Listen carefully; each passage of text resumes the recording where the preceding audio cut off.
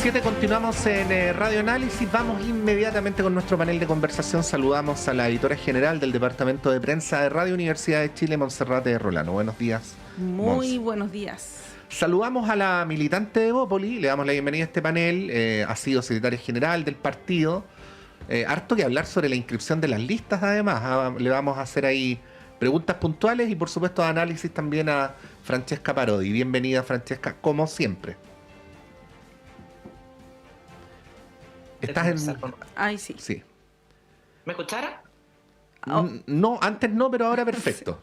Pero igual te leímos los labios. Sí. Qué bueno. Sí, Pero nada, palabra de buena crianza, que muy buenos días. Encantada de estar con ustedes. Sí, es recíproco. Y está entrando Jorge Arrate, así que en poquitos segundos lo vamos a tener y con él completamos este panel de día lunes. Sí, bueno, bienvenida Francesca. Como decía Pato, el tema de las inscripciones está en desarrollo todavía. De hecho, hoy va a ser un día bien ajetreado ahí en el CERVEL, con inscripción de candidaturas presidenciales, algunos que pensábamos que no iban a conseguir las firmas, pero al parecer las habrían conseguido, como el profe Artés, Marco Enríquez Ominami, también Harold Mayne Nichols. Y bueno, y está el tema parlamentario, ¿no? No sé, ahí, Francesca, de repente partir por lo presidencial, que ya incluso hay algunas cuestiones medias anecdóticas, que llaman la atención, candidaturas ya que van por cuarta vez, quinta vez, no sé si la del profe Artés es cuarta o quinta, la de Marco Enríquez también, pero por lo menos cuarta, ¿no? Y esta insistencia de estas candidaturas de inscribirse, en este caso ya sin el respaldo de un partido, igual llama la atención, ¿no? Es algo llamativo. No sé si tienes algún comentario respecto de esto para luego pasar al tema parlamentario que también se va a desarrollar durante esta jornada. Yo creo que a mí me impresiona la cantidad de personas disponibles que hay para firmar candidaturas independientes. No me parece necesariamente malo, no lo estoy diciendo como... Estamos hablando casi de 40.000 firmas en el caso de cada una de las personas y son firmas que tienen que estar verificadas por el CERVEL, que efectivamente no estén afiliados a otros partidos políticos. Entonces, primero que nada, ver una disposición que pareciera ser un poco anecdótica, porque siempre decimos, bueno, es que no estamos ni ahí con la política, pero resulta que estamos hablando del profe Artés, estamos hablando de Marco Enrique Ominami, estamos hablando de Harold Mayne Nichols, creo que también logró la firma. Entonces, estamos hablando de por lo menos 120.000 firmas que de alguna manera estuvieran disponibles para apoyar candidaturas, en este caso independientes. No lo dramatizo para nada, creo que es un buen síntoma desde el punto de vista de que la gente sí está ahí con poder participar en política más allá de la forma más tradicional de participar, que son a través de los partidos políticos. Entonces, creo que abre un poco el naipe y creo que también reordena las fichas. Yo creo que las candidaturas, o por lo menos las encuestas presidenciales que hemos visto durante los últimos meses, han sido bien sobre candidaturas más bien declaradas, más allá que sobre supuestos, si es que finalmente esa candidatura llega o no llega a la papeleta en el mes de noviembre. Entonces, creo que esto va a reordenar un poco los ánimos desde el punto de vista de las diferentes candidaturas. Esto independiente, que es muy preliminar, esto es solamente la inscripción, hay que ver también cómo se desarrollan durante la campaña. Pero creo que efectivamente, si bien hemos hablado mucho de la derecha y de que, más que la derecha, diría de la oposición, de que va con candidaturas divididas, bueno, yo creo que aquí también entran nuevos actores que de alguna manera también pueden desordenar un poco más el naipe también en el oficialismo. Sí. Así que creo que me parece sumamente entretenido y esperanzador que hayan candidaturas fuera, digamos, desde el punto de vista de la participación ciudadana y las ganas también de comprometerse con diferentes proyectos políticos más allá de los partidos tradicionales. No, quizás no es tanto el caso de Marco Enrique Ominami, porque efectivamente él va en esta elección juntando firmas porque no tiene partido, pero sí en el caso de Harold Mayne Nichols y también del profesor Eduardo Artés, que también creo que son candidaturas que hay que mirar. No sé si van a ser muy competitivas, pero por lo menos yo creo que desordenan, o al menos ordenan quizás desde el punto de vista más ideológico a tomar más bien posiciones más claras. Y eso siempre lo voy a ver absolutamente positivo. Sí, bueno, para aportarle un poco de datos a la conversación, decir que la primera vez que compitió el profesor Eduardo Artés fue en la elección presidencial de 2018, por lo tanto esta sería la tercera. Y la primera vez que compitió Marco Enríquez Ominami fue en la elección del año 2009, donde los otros candidatos presidenciales fueron Eduardo Frei Ruiz-Tagle, Sebastián Piñera y Jorge Arrate Magniven.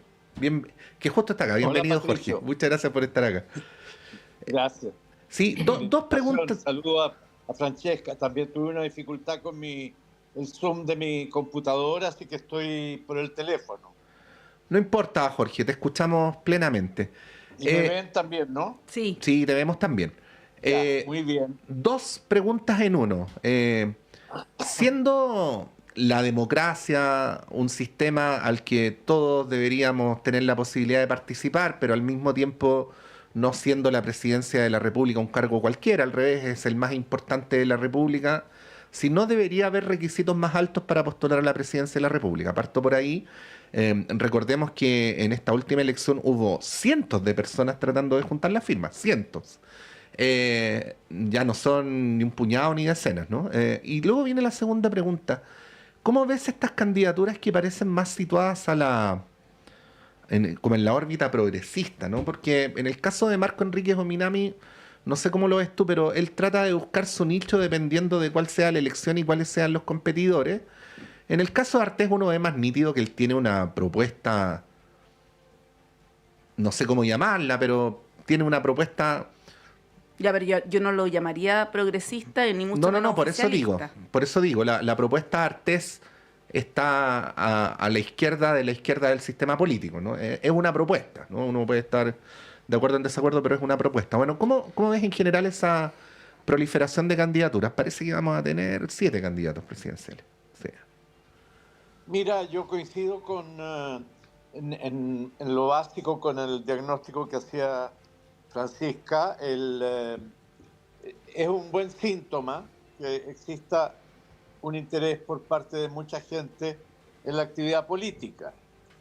Lo que agregaría es que la proliferación de candidaturas independientes, sin partido, muestra también la debilidad del sistema de partidos. O sea, el sistema de partidos no atrae a mucha gente porque, como sabemos, solo un porcentaje muy pequeño de la ciudadanía está militando en partidos. O sea, hay una pregunta que yo creo que cada partido tiene que hacerse, entre otros el mío, pero que es una pregunta también institucional.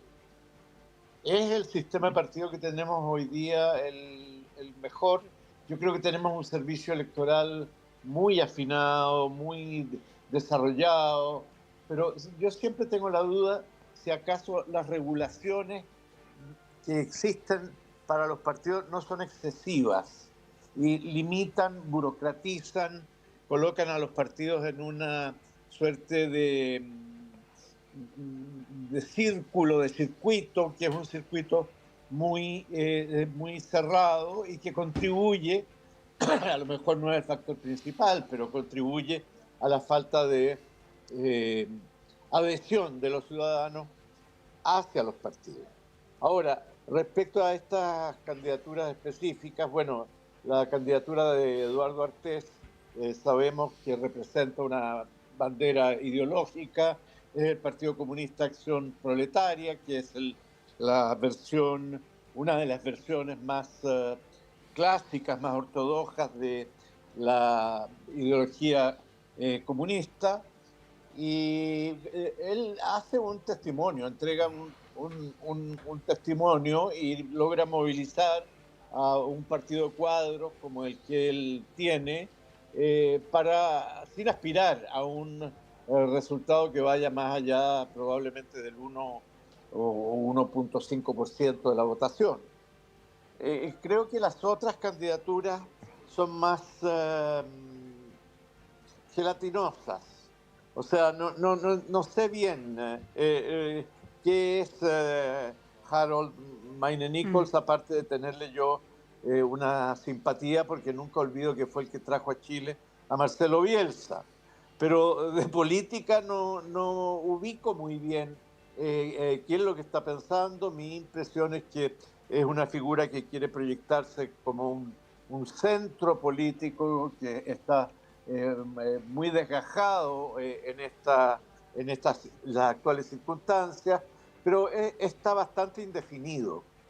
Y en el caso de Marco Enríquez, creo que lo que tú has dicho es acertado. Es una búsqueda de una adecuación a determinados espacios que le permitan aparecer por quinta vez en la papeleta presidencial con resultados decrecientes.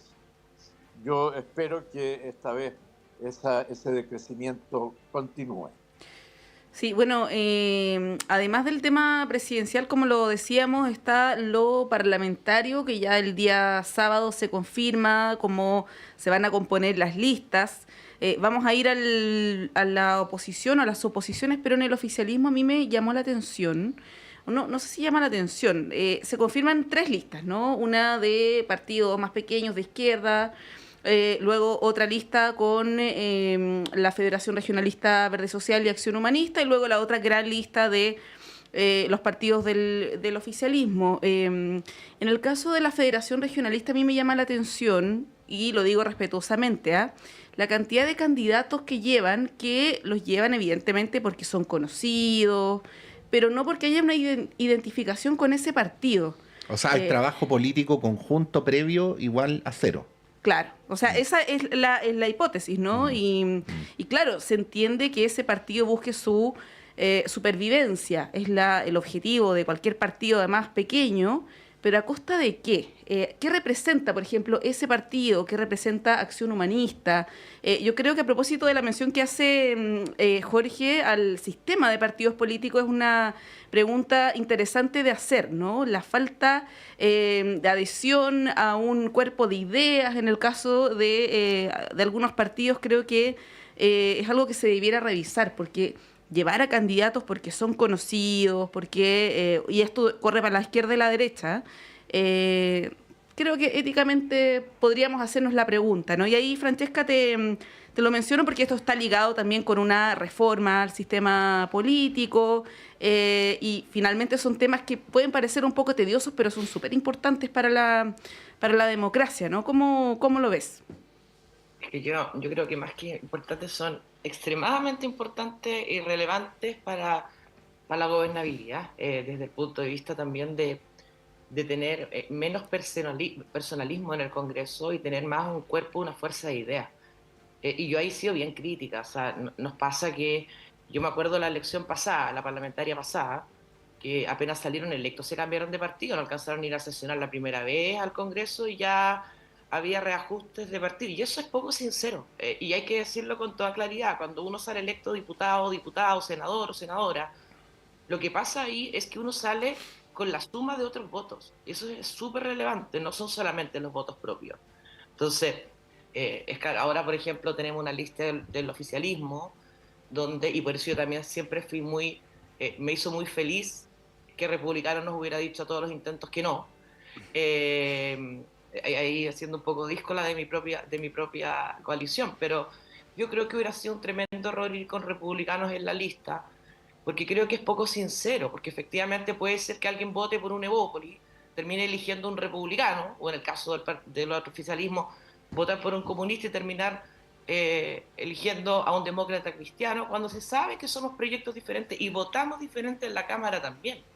Entonces, por eso a mí me hizo muy feliz el portazo que nos pegaron, y de alguna manera también tener la tranquilidad que en la lista que estamos llevando nosotros, que vamos con demócratas también unidos, que básicamente son las fuerzas del rechazo, básicamente las del 4 de septiembre, si no mal recuerdo la fecha, de alguna manera representamos una forma de actuar en el Congreso y en el Poder Legislativo que creo que es coherente, con algunas excepciones más pequeñas, pero en lo de fondo, en cosas relevantes como fue la reforma de pensiones, bueno, estuvimos disponibles para poder conversar y aprobar una reforma de pensiones que, si bien no es perfecta, creo que avanza hacia el sentido que tiene que avanzar, que es generar más recursos para los jubilados de nuestro país.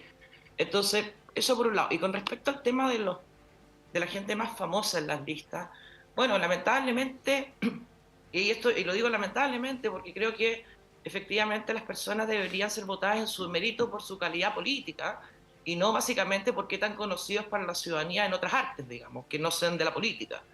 Pero eso lamentablemente es así, la gente finalmente no está atendiendo los programas políticos o las conversaciones políticas y sí conoce personas que son más relevantes, digamos, en otros tipos de estructuras. Entonces, ahí yo creo que hay un desafío para los partidos políticos de todas maneras, de poder potenciar figuras desde el punto de vista desde su discusión política y desde la coherencia política, que creo que es lo más relevante. O sea, que la persona que esté en nuestra lista el día de mañana, cuando tengamos votaciones importantes, más allá de votaciones más pequeñas, que pueden ser muy tradicionales, como el día de la vaca, el día del toro, el día de la escuela, digamos, pero cosas relevantes, de tener un espíritu reformista, de que realmente creamos en las reformas, obviamente con sensatez y con sentido común, están disponibles para poder avanzar en eso. Y ahí yo creo que se han mostrado claramente dos oposiciones, y por eso me hizo tremendamente feliz la decisión de Republicanos de decirnos que no, porque creo que nuevamente sería engañar a la ciudadanía, y ahí creo que hay que ser tremendamente coherente. Y yo creo que la reforma a los partidos políticos es necesaria. El hecho de castigar el discolaje, y no desde un punto de vista de una opresión casi antidemocrática, sino que todo lo contrario, para fortalecer la democracia, para que las personas que sepan que cuando votan por alguna persona o en una lista, puede ser que salga otra, pero esa persona de alguna manera representa un marco de coherencia con las ideas que estoy intentando plasmar a través de mi voto. Sí, yo, no, muy cortito, solamente yo cuando hablaba de candidaturas famosas, además de las que ya conocemos, que ya lo hemos mencionado, me refería a personas, o sea, conocidas. Me refería a personas que son conocidas a nivel nacional, por ejemplo, Fulvio Rossi, Alejandro Navarro, que irían por esta lista, pero que tienen poca relación en términos doctrinarios con la Federación Regionalista Verde. Entonces, finalmente se termina siendo como una pesca de arrastre de candidatos que podrían ser electos, pero que no tienen un vínculo político ideológico con ese partido. Sí, Navarro tiene un poco más porque compitió por la Federación Regionalista Verde Social a gobernador, pero Fulvio Rossi... Y que probablemente, Patricio, sí. Siendo bien respetuosa con lo que voy a decir, con mucho respeto, probablemente hoy día Alejandro Navarro o Fulvio Rossi son figuras que son mucho más relevantes que el propio partido que los llevan, desde el punto de vista del conocimiento ciudadano. Entonces es muy probable que o sean personas que terminen siendo díscolas del pensamiento del Frente Regionalista Verde Social, o que de alguna manera terminen liderando con sus ideas un partido político que debería ser el paraguas y no solamente una vara de ese paraguas. Entonces, creo que obviamente para partidos pequeños, creo que nos pasaría lo mismo a nosotros, llevar personas, digamos, de esa connotación política podrían terminar carcomiendo también el ideario político de, en este caso, el partido que los presenta en la lista parlamentaria. O se cambian de partido, ¿no? Claro. O crean otro. Y volvemos a hacer el engaño al electorado, que yo creo que perdón que insista en este punto, pero me parece tremendamente engañoso hacia la ciudadanía. Sí, bueno, ya nos quedó claro, vamos para tu lado, Francesca, ya nos quedó claro que te pone contenta porque lo dijiste 2 veces, hoy día, porque antes ya lo habías dicho otras, ¿no? No, soy agotadora. No, fantástico, que no ir en lista con los republicanos, pero con la misma franqueza que tú nos planteas, entonces me aprovecho de eso y te pregunto, ¿y te gusta compartir lista con Pablo Herrera y Marlene Olivarí? Yo creo que son las decisiones que toman cada partido político, y te vuelvo a insistir lo que te dije antes. Creo que también es muy fácil, entre comillas, llevar candidatos que de alguna manera, y lo dije anteriormente, que tengan una dotación pública que no necesariamente venga ligada a la política. Nos ha pasado con deportistas también, nos ha pasado con personas más ligadas al mundo de la actuación, que no quiero decir con eso de que esté mala y que no tengan nada que aportar. Lo que quiero decir es que finalmente es una tentación que tienen los partidos políticos, porque obviamente para tú ser un NN y ganar una elección sin tener una trayectoria política reconocida es muy complejo. Es muy complejo desde el punto de vista del dinero que se tiene que invertir en una campaña para lograr hoy día con estas macro distritos que tenemos. Es mucho más difícil que lo que era antes con el binominal, aunque claro, había menos cupo y podíamos hacer otro tipo de análisis. Pero efectivamente creo que es una tentación que existe en un sistema político y de campaña que es tremendamente complejo lograr tener una notoriedad. Yo fui candidata y yo sé lo que cuesta ganar votos. Y claro, efectivamente a mí, desde el punto de vista político, tampoco es que me conozcan mucho, pero ahí hay que hacer un trabajo bien importante, y obviamente las figuras reconocidas, ya sean por farándula, por el mundo del arte, por el mundo de la actuación, del modelaje, del deporte, para no dejar a ninguna fuera, son personas que competitivamente, entrando en la papeleta electoral, ya tienen un grado de conocimiento mucho mayor que cualquier persona que venga quizás más forjado del ámbito político.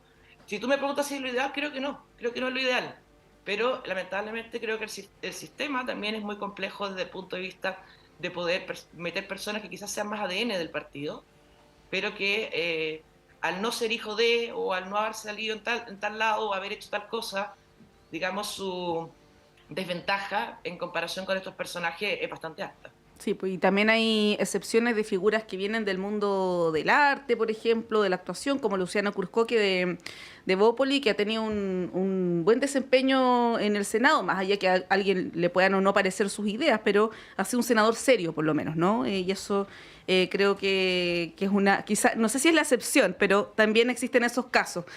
Jorge, ¿cómo ves el Pero tema? recordemos que Luciano pasó primero también por el ministerio. Sí, pues también, eso es Fue, cierto. fue ministro primero, claro. Y Sí. después candidato a senador, sí. Sí, Jorge, ¿cómo ves el debate parlamentario en los términos que estamos comentando?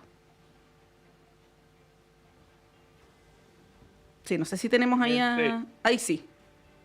Me gusta este reflexionar más libre sobre el tema de los partidos. Creo que es un tema bien interesante y creo que Francesca lo pone bien en el sentido de que es muy complejo, porque se trata de buscar equilibrios y esos equilibrios no siempre se logran. Por ejemplo, hay una posibilidad para perfilar mejor a los partidos, evitar el fenómeno que ella señalaba de pactos que a veces no son estrictamente, digamos, adecuados, es el suprimir los pactos. Son partidos que van sin pactos y que se presentan como tales a las elecciones. Es una situación extrema. Existe también en los regímenes parlamentarios una fórmula de fortalecimiento de los partidos que consiste en la lista cerrada. El que hace la lista es el partido del 1 al 10, si hay 10 candidatos que elegir, y los votos son por un partido. Y según cuántos candidatos da como electos esa lista, van siendo electos el 1, el 2, el 3, el 4, que es el orden que primero fijaron los partidos. Ahora, es un sistema que lo que hace es concentrar más poder en las directivas de los partidos, por lo tanto representa un mayor riesgo de burocratización, cierra más, en fin, las opciones tienen un pro y un contra. Yo quisiera agregar que, para ser justo, que hay una candidata y parlamentaria que lo ha hecho muy bien también, que viene del mundo artístico, que es Ana María Gasmuri, ¿no? Que es candidata por, me parece que Acción Humanista. Acción Humanista. Sí, efectivamente. Bueno, yo creo que es bien complicado lo de los partidos pequeños, ¿no? Los partidos que se están jugando su sobrevivencia.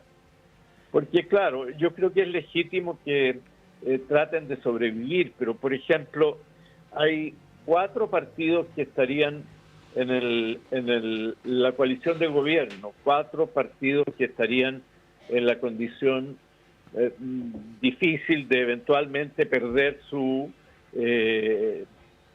patente, digamos, porque los partidos aquí, cuando están inscritos, tienen una patente, y esa patente otorga un poder, y ese poder es el que consiste en poder inscribir candidatos, y si pactan con otro partido, pueden inscribir candidatos como independientes en sus cupos. Bueno, esos partidos serían 4, digo yo, en la coalición de gobierno: el Partido Radical, el Partido Liberal, el Partido Acción Humanista y la Federación Regionalista Verde Social. Para poder subsistir, esos partidos tienen que obtener a lo menos 4 diputados. Y por lo tanto, lo que está en juego para el conjunto de los partidos son 16 diputados. No son 16 cupos, son 4 electos por cada partido. En consecuencia, la demanda de esos partidos va a ir siempre en la dirección de buscar aquellos lugares donde hay una mayor capacidad de posibilidad de ser elegidos. Pero esos mismos cupos son los que quieren también los restantes partidos, los partidos, llamémoslo, que se supone que están por sobre el mínimo exigido por la ley, los partidos grandes. Entonces, es mucho, se dan cuenta, porque esa negociación es una negociación muy difícil y por eso ha terminado en lo que ha terminado. Y 2 de esos partidos han formado su propia lista, no han logrado incorporar a otros partidos. Se habló en un momento del Partido Popular, que preside Cristian Cuevas, o del Partido Igualdad, pero no, eso no se concretó. Pero ellos lo que logran tener es 183 cupos. 183 cupos, que difícilmente los pueden llenar con sus propios candidatos. Y por lo tanto, eso les da el poder de atraer a otros candidatos, aunque la afinidad ideológica pueda no ser muy fuerte. Algo programático habrá, por lo menos, ¿no?, para justificar esto. En fin, uno mira candidatos que efectivamente van ahora en esa lista más pequeña, pero parte que apoya también a Janet Jara, y algunos de esos candidatos tienen fuerza. Es difícil que sean electos, para decirlo sinceramente. Yo creo que es difícil, es bastante difícil. Pero bueno, siempre está la posibilidad. O sea, aquí lo que se está haciendo es poner por delante el interés de la sobrevivencia de una fuerza política, de un partido, por sobre el interés de la coalición y por sobre el macro interés de tener, por ejemplo, en el caso de lo que se llama el oficialismo, de no permitir que la derecha, que los partidos de derecha tengan mayoría en el próximo Congreso. Yo quiero decir con mucha franqueza, tengo amigos y los estimo mucho a algunos de ellos, pero realmente yo creo que lo más digno habría sido ir en la lista conjunta y luego juntar las firmas para inscribir nuevamente su partido.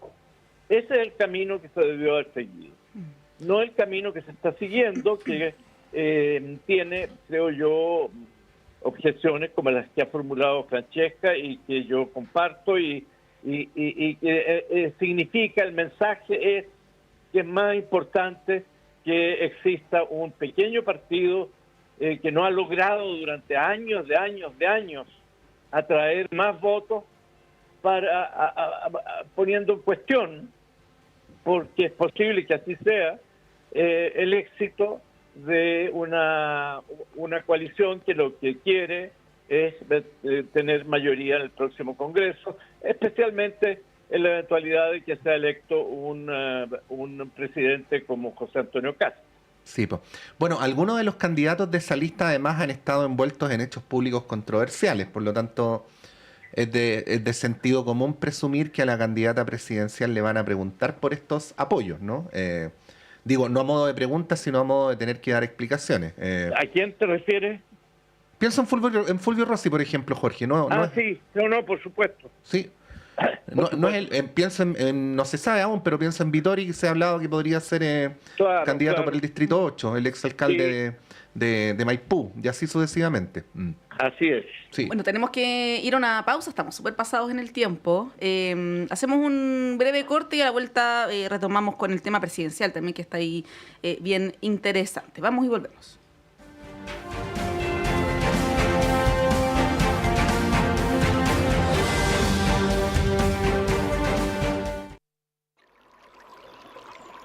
Aguas Trayén o Cascada en Mapudungún es la mejor agua purificada con tecnología de última generación. Para más información, visite su página web www.aguastrayen.com.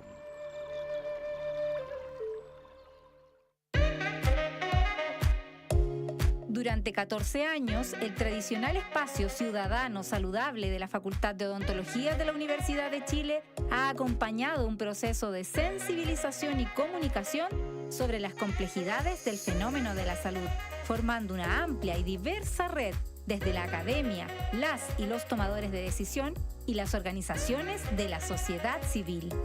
Soy la periodista Cecilia Espinosa Cortés, conductora de A Tu Salud, y te quiero invitar a que juntas y juntos sigamos aprendiendo y problematizando lo que nos ocurre con el bienestar. Escúchanos todos los jueves de 11 a 12 horas en la 102.5 FM y en la señal en vivo de radio.uchile.cl. Radio Universidad de Chile, 102.5 en la banda de frecuencia modulada, te invita a escuchar Caleidoscopio de la Salud. Del Departamento de Enfermería de la Universidad de Chile, un programa que respeta la autonomía y apoya la decisión informada de las personas frente al cuidado de su salud y la de otros. 110 años a la vanguardia de los ciudadanos en la salud del país. Caleidoscopio de la Salud, todos los sábados a las 12 horas. Nuestra universidad se enorgullece de ser la invitada de honor en la 7ª edición de la Feria Internacional del Libro de las Universitarias y los Universitarios Filuni 2025, organizada por la Universidad Nacional Autónoma de México, UNAM. Del 26 al 30 de agosto, acompáñanos en una interesante transmisión en vivo y en directo desde Ciudad de México a las 15 horas por el 102.5 FM y radio.uchile.cl. Conduce el director de Radio Universidad de Chile, Patricio López. Filuni 2025. Sala Máster de Radio Universidad de Chile los invita este sábado 13 de septiembre a las 19:30 horas a una noche memorable para la música nacional, donde un reconocido grupo de músicos chilenos mostrarán su trabajo. Eduardo Peralta, integrante de la generación del canto nuevo, destacado guitarrista y autor de letras irónicas y poéticas, se hará presente en este encuentro con lo mejor de su repertorio. Por su parte, Patricio Liberona vuelve a compartir su música en un escenario en vivo mostrando su obra. También se hará presente Francisco Villa con su reconocido compromiso y con 40 años de lucha desde la poesía y el canto. El músico Diego Díaz homenajeará a Silvio Rodríguez y también podremos disfrutar los sonidos y letras de Rodrigo Núñez junto a Guillermo Moreno. Les invitamos a Canto Nuevo, un encuentro de músicos chilenos en Sala Máster. Sábado 13 de septiembre, 19:30 horas. Entradas disponibles en Portal Tickets. Más información en www.salamaster.cl.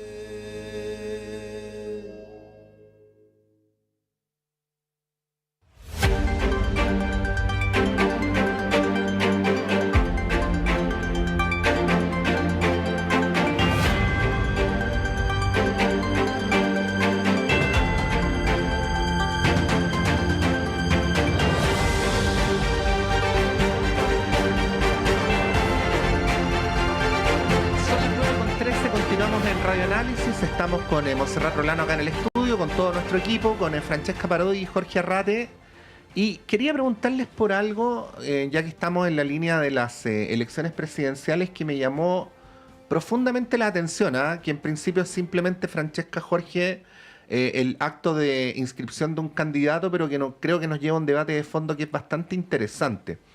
El jueves pasado, sí, se inscribió Johannes Kaiser, ¿no? Y en su inscripción, él señala, y para que no se piense que lo estoy tergiversando, lo voy a leer textual, de que se pavimenta el camino político que ofrece la recuperación de nuestra seguridad, para lo cual se requieren agentes del Estado, ¿no? La recuperación del control de nuestras fronteras, misma cosa. La expulsión de cientos de miles de personas de origen extranjero que se encuentran en Chile, que están de manera ilegal acá. Pero reglón seguido señala que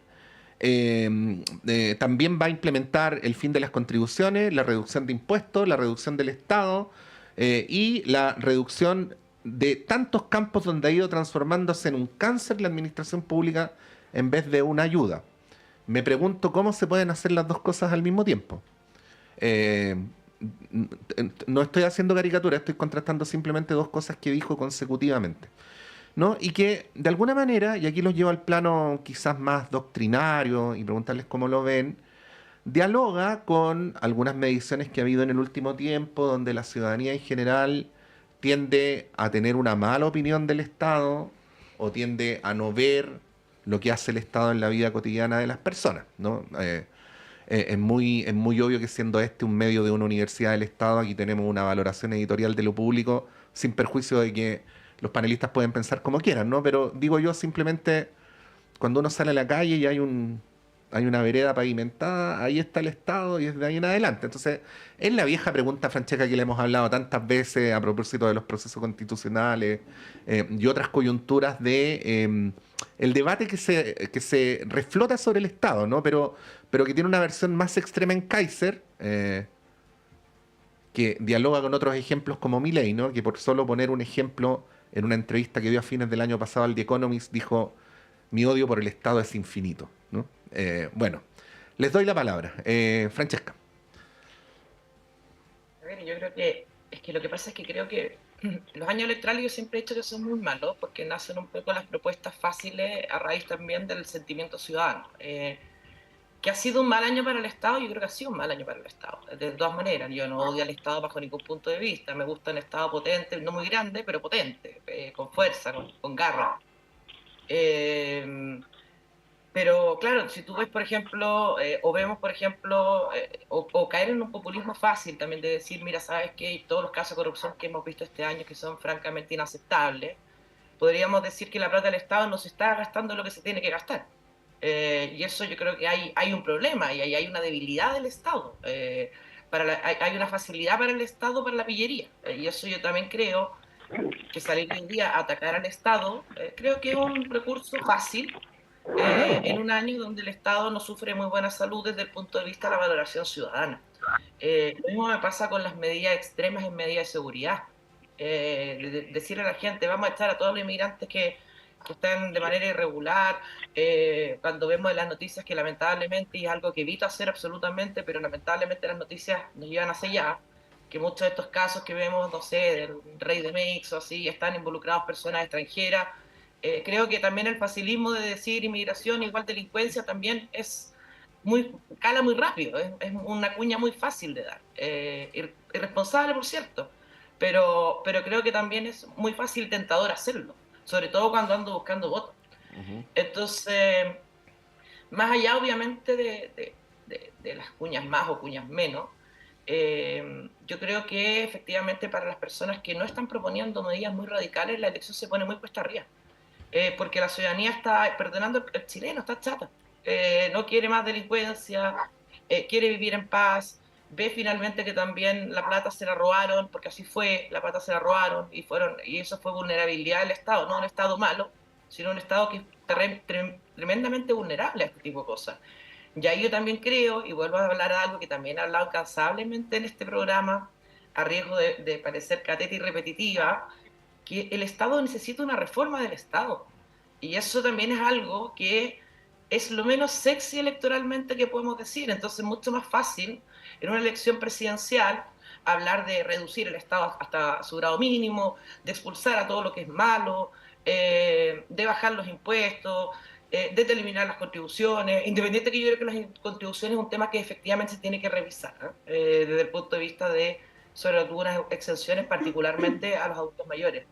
Pero yo creo que caer en lo fácil, creo que es una tentación muy grande. Lo mismo que hablábamos antes, que no lo quiero ningunear y no quiero decir que las personas que vengan o que sean conocidas en otros ámbitos no vayan a hacer un aporte. Lo nombró el mismo Jorge Arrate con la señora Gasmuri, que independiente que no comulgo con nada de lo que dice, creo que una persona que hace la pega, el propio senador Luciano Cruz Coque, que yo creo que ha sido un tremendo senador, independiente que pueda no comulgar con su idea, ha sido bastante franco y bastante trabajador también. Entonces, creo que, claro, buscar ese tipo de recursos es más fácil, decir ese tipo de cuña es más fácil, porque nadie le va a pedir un informe financiero a los candidatos presidenciales para que me diga cómo va a hacer todo lo que quiere hacer.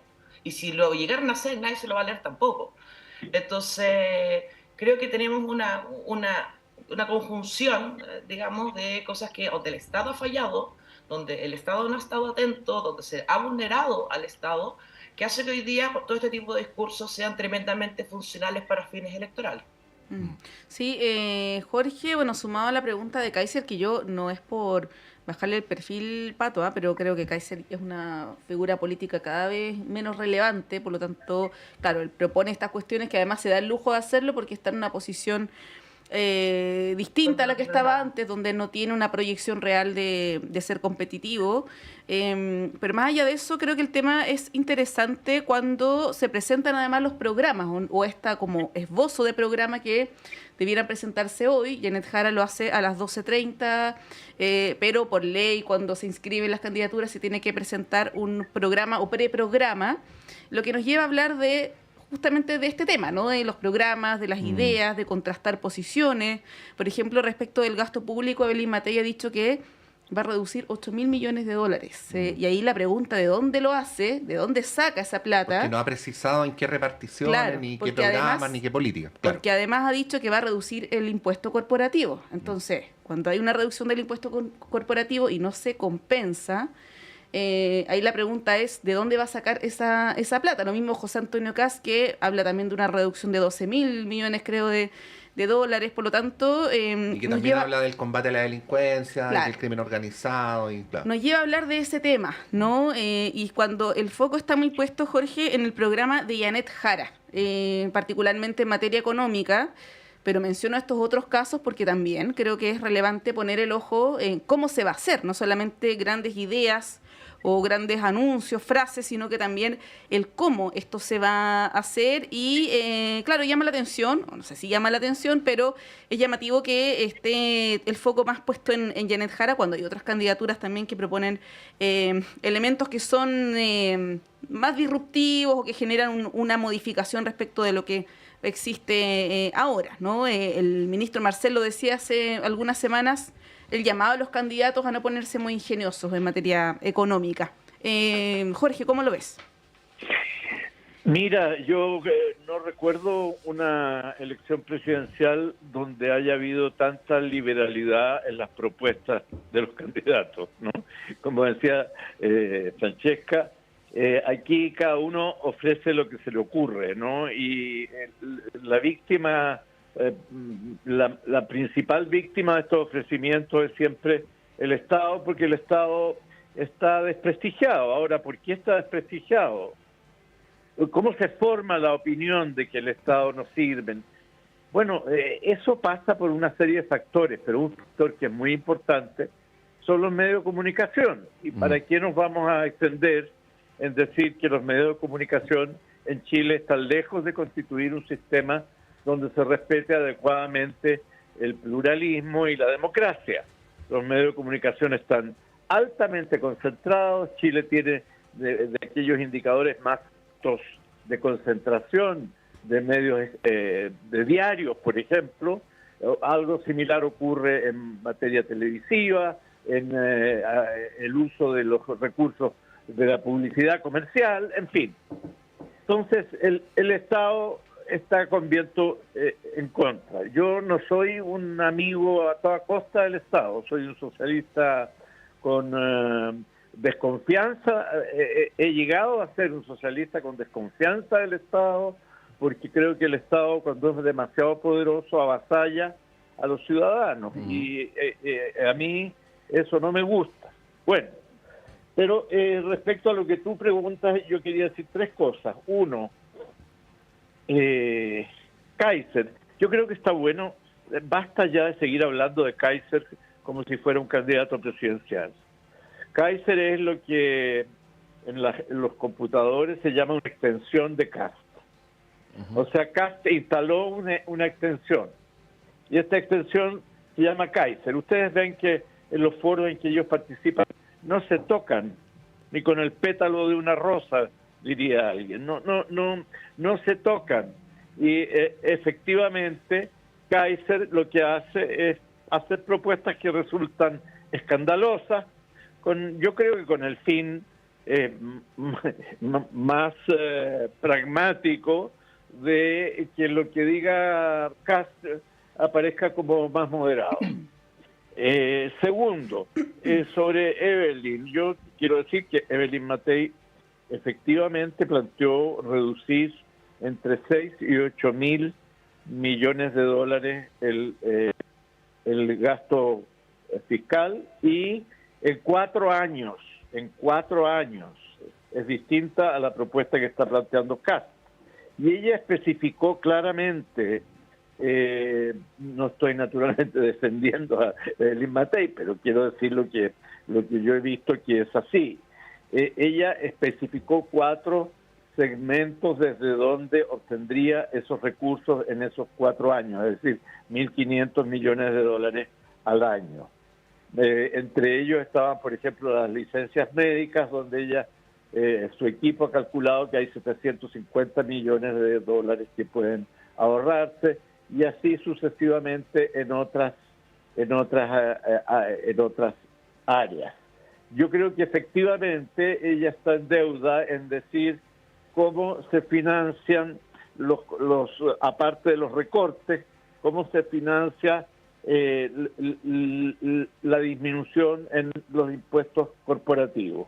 Eso no lo ha señalado con claridad, y es una falla que a mí me parece bastante grave en su propuesta.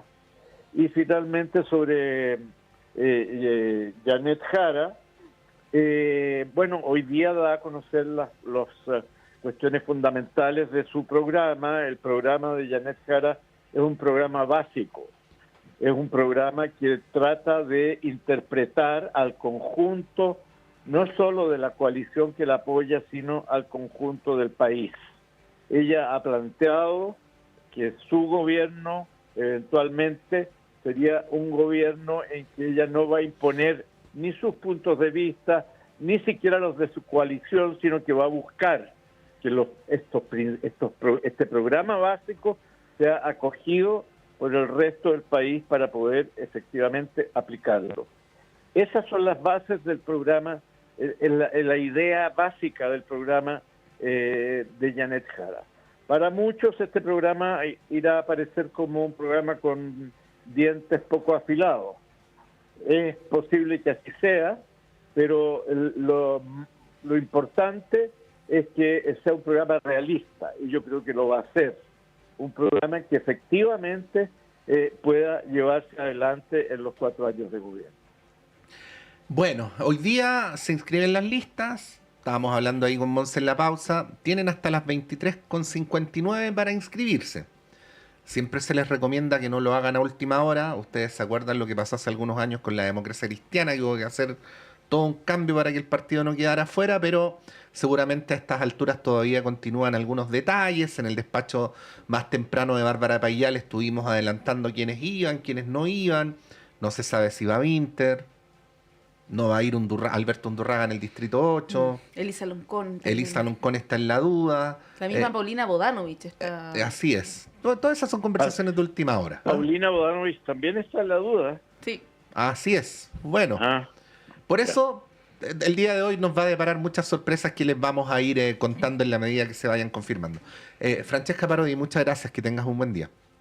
No, muchas gracias a usted. Buena semana. Un gusto, Jorge. Y Jorge Arrate, lo mismo. Que tengas buena semana. Para ustedes y también para Francesca, por supuesto.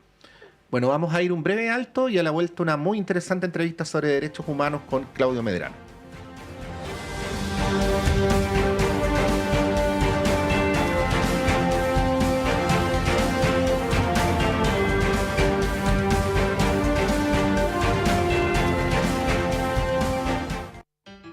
Hola, soy Luis Orlandini y quiero invitarte a sintonizar nuestro programa Contrastes, un panorama de la música de